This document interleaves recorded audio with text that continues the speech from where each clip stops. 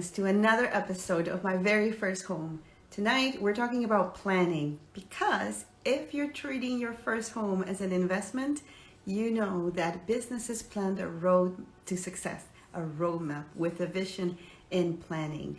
So that is the topic for tonight. My name is Jessica Velazquez. I'm a first home design specialist, and I come here every Wednesday to talk about you, first-time homeowners, and how to tackle those renovation dreams that you have for your home in a time manner that fits your budget and your timeline. And we're going to do that through clarity, vision, and planning. Tonight's a turn for planning, and like I said at the beginning, if you're treating your first home as an investment, you know that businesses do the same. They plan everything. In fact, I got a quote here.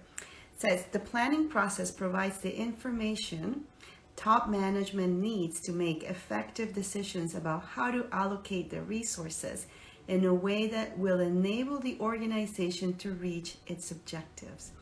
Now, you may not be a Fortune 500 company, but your home is one of your biggest financial investments you're going to make, especially if it's your first home and you want this to be right from the beginning. Now, let's talk about dreams, because tonight's topic is about how the lack of planning might be killing those renovation dreams or home dreams that you have. So here's your dream, and here you are, with all those expectations that a first-time homeowner has. And then in between, it's where the planning needs to come. That's the space between. And you may get from A to B without a map, without a roadmap. But at what cost? That is the question for tonight. Why is it so important to plan the design? We're not talking about a company, a market plan, an advertisement plan, or sales plan. So why is it so important to plan our renovations? Well, number one, you are going to avoid buyer's regret, buyer's remorse. That's number one thing. Number two, avoid wasting time returning purchases. Number three, you're going to spend less money. You're going to know that you're staying within your budget. So that is all a good financial decision. Number five, when you make decisions that you later regret, your confidence in the future decisions diminishes. And then you start doubting your choices. And what happens is fear of making another costly mistake. Number six, as a consequence of this fear, which is very valid, what happens is nothing, because you start questioning your decisions, your choices. Somebody else may question them too, and then you just stay in decision paralysis. So nothing happens, and you're looking at walls, you're looking at rooms, at floors, wondering when you're going to tackle them, when you're going to change them, how you're going to do it, where to start, how much it's going to cost. I don't want to make another mistake, and it just goes on and on. So this is why lack of planning is probably killing your home dreams, is spoiling those dreams that you had when you took possession. So what is the opposite to lack of planning? It's a clear roadmap, and that's what we're going to talk about tonight. Now, does it mean that a roadmap cannot be changed? Absolutely not. It's not written in stone, but it will give you direction. It will help you make those decisions along the way. Most of all, it's going to avoid you saying those 5 dreaded words. I wish I would have. I wish I would have known. I wish I would have done this first. I wish I would have gone this way. I can tell you that the regret from my very first home is I wish I would have remodeled before, way before, because we sold and I ended up remodeling, but not for me. It was for the people who bought my home. They enjoyed those renovations. So I wish I would have done that before. We also developed the basement and the next home we bought, and I wish I would have considered moving the furnace before we developed the basement. And I've heard from my clients, I wish I would have measured before we bought the couch. I wish I wouldn't have bought those tiles before we chose the countertop. I wish we wouldn't have painted the walls in this color because it doesn't go with the rug, with the carpet. I could go on and on. I also hear the other side of regrets, which are, oh, I wish I wouldn't have bought these tables. Now they don't go with anything. Or I'm tired of buying accent pieces and decorations and accessories that don't go together one with the other. Or I don't want to buy anything else because it doesn't go with the vision that I have, but I don't know how to go from here. I hear both sides. So we're going to talk about how do we plan that vision, because if you are like any first-time homeowner, you have dreams. I know, like I said, if you're like any first-time homeowner, I know that when you saw this house that you bought, you're probably figuring out where to put the furniture and already visualizing you living at that home. That's why you bought it, because you could see yourself living here. And you were probably thinking about what colors to paint and what things you could do in the future, hopefully near future, but you had those dreams in your mind. And most likely you have a Pinterest board or a house board or a file in your computer, or maybe tucked in a folder, photos of rooms that you love. So yes, you have dreams, we all do. What we do with those dreams is what matters now. Dreams need actionable steps, and those actionable steps need direction. The name of actionable steps is planning. And the name of that direction is a vision. So you need both. You need vision, you need a plan, and you also need clarity before you develop that vision. Clarity to know exactly what you need. Clarity to know how this home has to serve you and not the other way around. And clarity in knowing how much you want to spend, your ideal budget. Also, part of clarity is believing that it can happen. So again, you need clarity, you need vision, and you need a plan. So what do we do with this plan? Once you have the vision, I want you to take this vision that you have, this dream, and make a list of everything you need to do and everything you need to buy to accomplish this vision. So you're gonna number whatever you need to buy, from the biggest pieces to the smallest items in the room. Maybe you don't have to be that specific with accessories, but like I've said in other live conversations like this one, you want to allocate about 10 to 15, 20% of your budget to accessories. It really depends on how big your project is or how small. So again, make a list of everything you want to do in this renovation.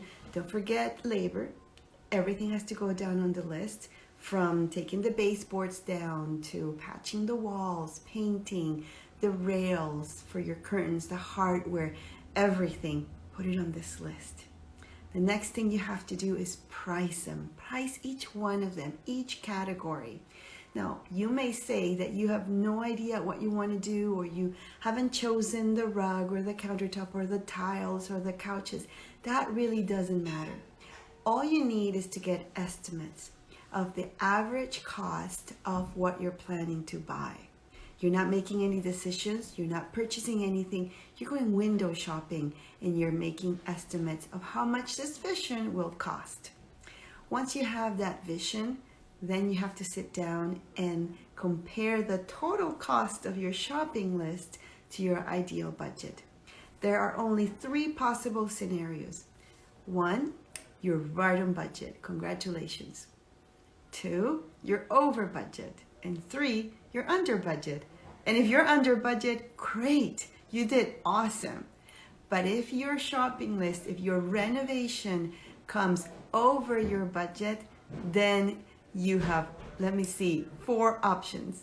You can either downgrade your options, downgrade all your choices, maybe your countertops or your cabinets or your tiles, so you can be within budget. And when you do that, you can manage. It's a dance. You have to see what you bring down to keep your cost at the amount that you had estimated, right?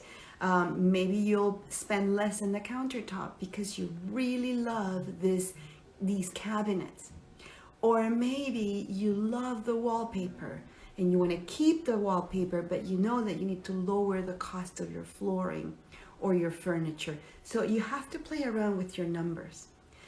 Now, if you can do that, you can downgrade options, or you can postpone options and say, in order for me to stay within my budget now, I am going to postpone purchasing the lamp fixtures for another 6 months.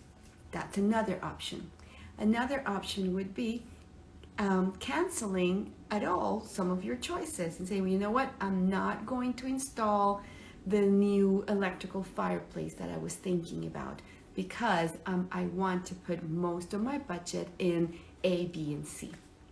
So I hope that makes sense, because you can, again, downgrade options, redistribute funds, postpone choices, or cancel some of them altogether. Now, what do you do then when you have this plan, and if you've decided to postpone options, then go back to your drawing board and decide when you're going to tackle those options that you postpone. This is going to go back again to your ideal budget, and then it's going to come back to planning. Now, let's remember when you bought this house. You didn't buy it from one day to another. Most likely you met with a mortgage broker who told you how much you qualified for. If your mortgage approval was for, let's just say, $150,000, and you knew you needed $15,000 to pay for that down payment, but you didn't have those $15,000, all you needed to do was plan how you were going to get there, correct? You knew you had to either save more money, cut down on your budget, or increase your income. You had those options, but you could decide what to do because you knew where you had to go.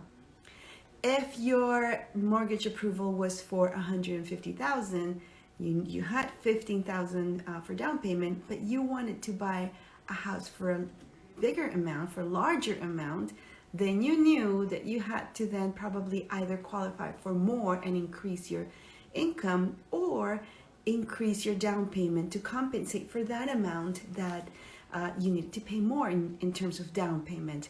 And the only way you knew that you had to do that is because you found out in advance where you were going. You found out how much this was going to cost you, and then you could come up with a plan, an actionable plan. Friends, it is the same thing when you're renovating your home. It is the same thing, trust me. If you have a budget and you have a vision, you can price this vision and then come up with a plan. How are you going to tackle that vision? How are you going to get there? That becomes your roadmap. It's a roadmap to know what you're going to do first, what you're going to buy, and then what things you can't purchase now, the things that you can't afford now, how are you going to get to them? What steps you're going to take and when. Without that plan, your dreams for this home will stay as dreams. I know. So take my word for it. And don't just stay doing nothing, wishing, dreaming, thinking, pinning. Take all that into actionable steps and make that dream home a reality.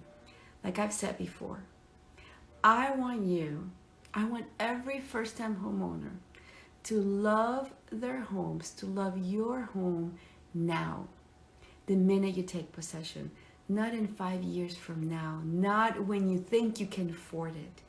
If you break your dream into actionable steps, you will get to love this house in small steps at a time until you get to that dream home that you want.